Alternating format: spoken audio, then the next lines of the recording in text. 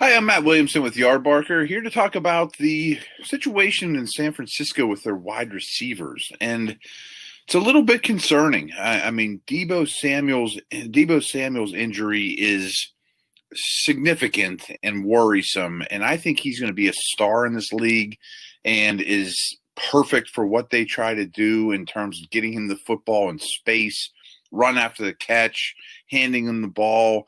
And some of the reports are that he might be ready for week one. And I hate to play doctor. I mean, that's the hardest thing about my job, to be honest with you. But that seems like pie in the sky, to rush him back, and then maybe he's questionable all year as he fights that injury with a foot. That worries me. I would be more conservative and keep him out, but we'll have to see about that. It's not something I can easily comment on. Jalen Hurts was a guy I was extremely excited about, and his injury to me is a bigger deal than people are making it out to be. There's a lot of talent there. I thought he was a real quiet breakout candidate.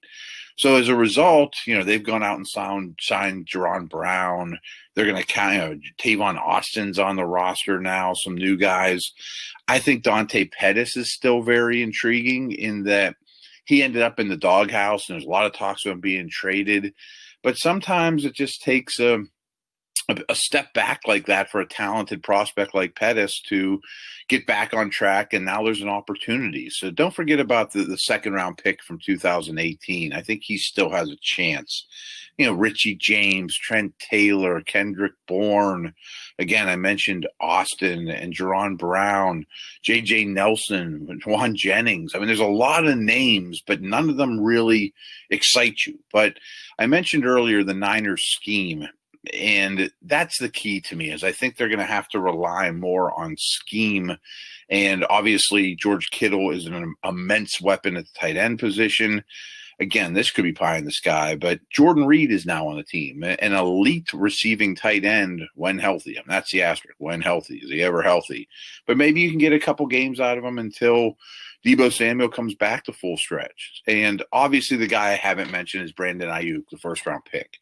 And I think Ayuk, like Samuel, is exceptional after the catch. Coach Shanahan will scheme him up really, really well. But I also think that he was somewhat questionable versus man coverage and press man in particular. And so they're going to have to move him around the formation pre-snap, which this offense does really, really well.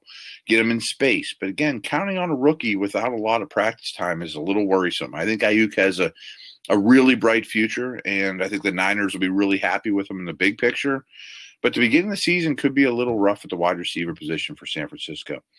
Thanks so much. I am Matt Williamson with Yardbarker.